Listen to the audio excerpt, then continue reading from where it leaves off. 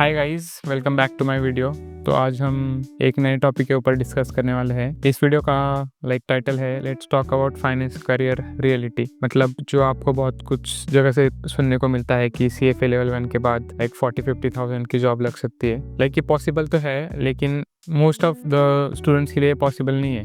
ऐसे बहुत से कम बच्चे होते हैं जिनका एक्चुअली 50,000 का जॉब लगता है, या फिर ऐसे लोग होते हैं जिनका ऑलरेडी जॉब एक्सपीरियंस है 2-3 साल का और वो करंटली 50,000 की जॉब ऑफर पे बैठे हैं। तो सबसे पहले ये आपको क्लियर कर देता हूँ कि what you thought would happen after CFA level 1। आपको लगता है कि 8 to 10 LP की स्टार्टिंग सैलरी लग जाएगी, इन्वेस्टमेंट बैंकिंग एनालिस्ट का रोल होगा, ये सब आपको CFA के लिए प्रिपेयर करते वक्त लगता है, या फिर आप जब वीडियोस देखते हो CFA की तो आपको ऐसा लगता है। लेकिन एक्चुअली में क्या होता है, आपको सबसे पहले इंटर्नशिप करनी पड़ती है। अगर आप एकदम नया स्टूडेंट, नए पास आउट हो, या फिर आपका जॉब में आपका पहला जॉब है या पहली इंटर्नशिप है, तो आपको 15,000 से 20,000 की इंटर्नशिप मिल जाती है।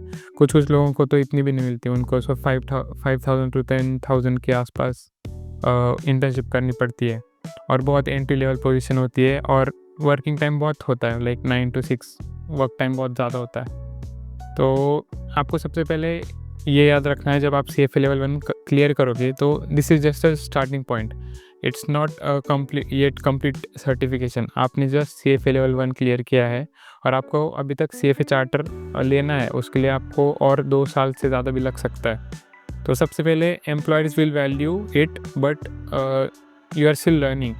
आपके CFA लेवल 1 को आपके एम्प्लॉयर्स वैल्यू करेंगे, ऐसा नहीं कि ऐसा समझेंगे कि ये कुछ नहीं है, उसकी वैल्यू होगी। लेकिन आप अभी भी पढ़ाई कर रहे होंगे और आपको बहुत कुछ सीखना है और आगे। Experience matters more than certification at this stage. मतलब आपको एक्सपीरियंस गैदर करना है। सर्टिफिकेशन तो आपको पढ़ाई करने से मिल ही जाएंगे, लेकिन आपको एक्सपीरियंस गैदर करना ज़्यादा इंपॉर्टेंट है। उसके बाद लोकेशन मैटर्स, कि आप कहाँ पे जॉब कर रहे हो, Tier 1 सिटी, Tier 2 सिटी या Tier 3 सिटी, उसके ऊपर आपका सैलरी डिपेंड करेगा। कंपनी साइज़ बुटीक फर्म है या लार्ज फर्म है, यूजुअली लार्ज फर्म ज़्यादा सैलरी देते हैं। उसके बाद your actual responsibilities versus job title.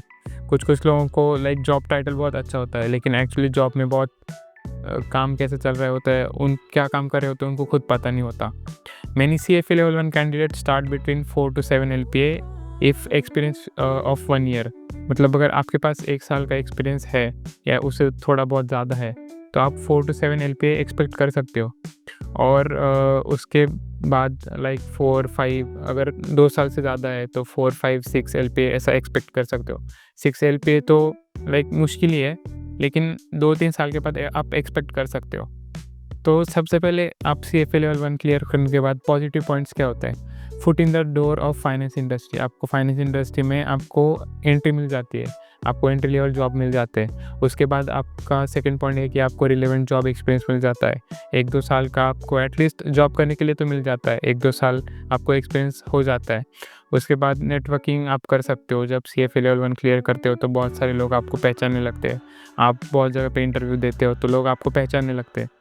आप रियल वर्ल्ड में आपका CFA का नॉलेज अप्लाई करने लग जाते हो आपके जॉब में या इंटर्नशिप में, तो आपको और ज़्यादा हेल्प होती है आपका नॉलेज बिल्ड करने में। उसके बाद आपका रेज्यूमे भी बिल्ड होता है। जैसे आप जॉब करोगे, फर्स्ट जॉब आपकी होगी, तो आप सर्टिफिकेशन के साथ आपका एक्सपीरियंस भी रेज्यूमे में ऐड होगा, तो वो आपका रेज्यूमे बिल्ड करने के लिए हेल्प करेगा। और इसके बाद आपको फ्यूचर जॉब्स के लिए रेफरेंस भी मिलेगा आपके पहले वाले जॉब से, उसके एक्सपीरियंस से। आपने वहाँ पे जो कुछ काम किया है वहाँ पे आपका नेटवर्क बनेगा, तो वो सब लोग आपको जॉब रेफ़र करेंगे, जिसमें आपको ज़्यादा सैलरी मिल सकता है। तो आपको शॉर्ट टर्म में नहीं सोचना है कि अभी आपकी सैलरी क्या है। आपको गोल सेट करने हैं, 1 साल में, 3 साल में या 5 साल में आपकी सैलरी क्या होनी चाहिए। ये जस्ट आपका फर्स्ट ईयर है, ऐसा नहीं कि आपने पहले से 5 साल काम किया और फिर भी आपको इतनी कम सैलरी मिल रही है। तो आपको लॉन्ग टर्म में सोचना है। उसके बाद salary trajectory in finance career. मैं आपको बताता हूँ कि फाइनेंस करियर में सैलरी ट्रैजेक्टरी क्या होती है। मोस्टली बहुत सारे करियर्स में यही होती है, लेकिन स्पेसिफिकली हम फाइनेंस की बात करें तो मैं बता रहा हूँ। सबसे पहले आपने जस्ट CFA लेवल 1 क्लियर किया है, कुछ इंटर्नशिप का एक्सपीरियंस है या मे बी नहीं है, तो आपको 3 to 6 LPA की जॉब मिल सकती है। 2-3 साल बाद 8 to 12 LPA, लाइक 5 साल बाद 15 to 20 LPA, और 6 साल के बाद, 6 से 8 साल के बाद उससे ज़्यादा आपको जंप मिल सकता है। वो आपके ऊपर डिपेंड करता है। उसके बाद आपके सर्टिफिकेशन का कुछ काम नहीं होता।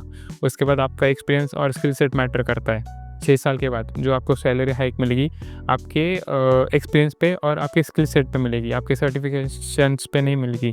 सर्टिफिकेशंस बस आपको पहले के 4-5 साल ही से हेल्प करेंगे आपको करियर में। उसके बाद जैसे आप हर सर्टिफिकेशन करते जाओगे तब आपको एक्सपीरियंस और सैलरी जंप मिलता जाएगा। तो फर्स्ट जॉब आपकी बस लर्निंग के लिए है और फाइनेंस इंडस्ट्री में स्टेप करने के लिए है। तो आपको इस फेज़ को मैक्सिमाइज़ करना है पूरा। आपको फोकस करना है, आप स्किल सेट बिल्ड करोगे, क्लाइंट के साथ कैसे बात करना है, कैसे आपको एक्सेल यूज़ करना है, वो कैसे हेल्प करेगा आपको फाइनेंशियल मॉडलिंग में वगैरह। ऐसे फाइनेंशियल मॉडलिंग के जैसे स्किल्स बिल्ड करने हैं। आपको एग्रेसिवली नेटवर्क करना है लोगों के साथ, बहुत सारे लोगों को मिलना है, उनसे बातें करनी है, उनके साथ नेटवर्क बनाने हैं अच्छे से। लिंक्डइन पे बनाओ या फिज़िकली बनाओ, जो आपको आपके नेक्स्ट रोल्स रेफ़र करेंगे, जिनसे आपको आपका नेक्स्ट रोल मिलेगा, जो कि ज़्यादा सैलरी का होगा प्रोबेबली। तो उसके बाद ज़्यादा प्रोजेक्ट्स करो, आपकी फर्म में जो भी आपको मिल रहा है करने के लिए वो करो, और साथ में स्टडी भी करते रहो आपके नेक्स्ट सर्टिफिकेशन के लिए। जैसे अभी लेवल 1 क्लियर किया है तो लेवल 2 के लिए पढ़ाई करो। फिर आपके सारे जो अचीवमेंट्स है वो डॉक्यूमेंट करो, आपके रिज्यूमे में सब कुछ डालो जो आपने कुछ अचीव किया है। फिर position yourself for next jump, मतलब अगर आप अभी करंटली किसी जॉब पर काम कर रहे हो तो आपको नेक्स्ट जॉब के लिए रेडी होना है कि आपको नेक्स्ट सैलरी जंप कितना चाहिए। तो वहाँ उसके लिए आप कहाँ पे अप्लाई करोगे, किस को पूछोगे उसके जॉब के लिए। आपको पहले से रेडी रहना है। ऐसा नहीं कि आपने ये जॉब छोड़ दी फिर आप दूसरी वाली जॉब ढूंढ रहे हो। तो मैं आपको पूरा एक्शन प्लान बताता हूँ कि आपको कैसे आपको ये करियर के लिए रेडी रहना है। सबसे पहले ईयर 1 आपको फाइनेंस इंडस्ट्री में स्टेप करना है। पूरा CFA लेवल 1 के बाद आपको पूरा आपका पोटेंशियल यूज़ करना है जॉब ढूंढने के लिए, फिर वहाँ पे काम करने के लिए। Basic salary 15 to 20 LPA, 15 to 20 lakh बोल रहा हूँ, 15 to 20,000 पर मंथ अगर मिल जाए तो भी काफ़ी है एंट्री लेवल जॉब के लिए। उसके बाद 2 साल बाद जब आप CFA लेवल 3 क्लियर करोगे तब आपको अच्छी सी मिड लेवल रोल मिलना चाहिए, जैसे मैनेजर लेवल। तो वैसा जॉब आपको मिल जाना चाहिए, इतना आपने ट्राई करना है आपको पोटेंशियल यूज़ करके, स्किल सेट बिल्ड करके। और 5 साल बाद आप एकदम हेड वाले रोल, मतलब जो टॉप मैनेजमेंट वाले रोल होते हैं, वहाँ पे आपको एटलीस्ट आपको इतना तो एम करना है कि वहाँ तक आप पहुँच जाओ। अगर नहीं भी पहुँचे तो भी 1-2 साल आप एक्सटेंड कर सकते हो, मतलब आपके पास बहुत सारा टाइम है आपके करियर में। तो आप उस 7-8 साल तक एटलीस्ट टॉप लेवल तक पहुंच जानी चाहिए। सबसे पहले टारगेट करो आपकी नेक्स्ट कंपनी कहाँ पे होगी, आप कहाँ पे कौन सी सिटी में आपको काम करना है, आपको कौन से स्किल्स एक्वायर करना है लाइक नेक्स्ट 6 मंथ में या 1 ईयर में। और नेक्स्ट जॉब के लिए ढूंढना चालू करो। अगर आपके पहली जॉब पे 1-1.5 साल हो चुका है तो नेक्स्ट जॉब के लिए सर्च करो, क्योंकि अगर आपने जल्दी सर्च नहीं किया, स्विच नहीं किया, तो आपको ज़्यादा इंक्रीमेंट नहीं मिल सकती। तो एक ही फर्म में वो लोग ज़्यादा इंक्रीमेंट नहीं देते। तो अगर आपको फर्म अच्छी है, वहाँ का एनवायरनमेंट अच्छा है, अच्छी इंक्रीमेंट दे रहे हैं तो कोई प्रॉब्लम नहीं। लेकिन अगर इंक्रीमेंट भी नहीं दे रहे, वहाँ पे अच्छी सैलरी भी नहीं है, तो आपको जंप करना चाहिए अगली फर्म पे। और बस इतना ही बताना था इस वीडियो में।